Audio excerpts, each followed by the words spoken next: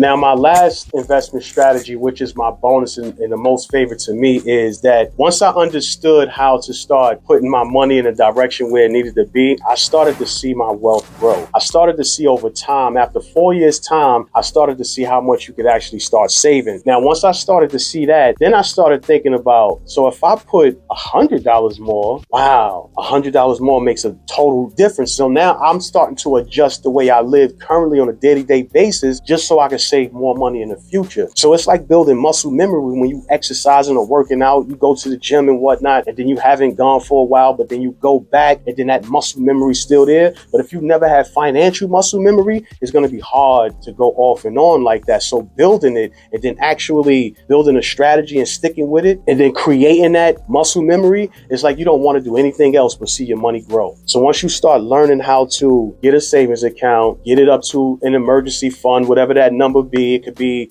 $1,000, $5,000, $500, $250, whatever your situation is, your emergency money should correlate with your situation. Then after that, you should have at least 6 months to a year worth of money in another account. So that way, if you lose your job, you don't use your emergency money. Your emergency money is when you are employed and an emergency happens. Your other fund, your 6 months to a year fund, is to take care of you for that amount of time if you were to lose your job. Once you have these two things in place, then the extra money after that is when you start to invest in either stock market, other businesses, franchises, or things like that. But the first thing you need to do is you need to correct the mind. You have to correct the mind in order to, when you get paid on Thursday, Friday, the 1st or the 15th, or just one time a month, you need to sit down and stop spending your money before you actually get it. I used to always do that. I was always 2 weeks behind, 2 weeks in a negative, either payday loan, and when my check come in, it's either clearing an overdraft, clearing a payday loan. I was out of order. We just have to sit back and do a financial reset. That's literally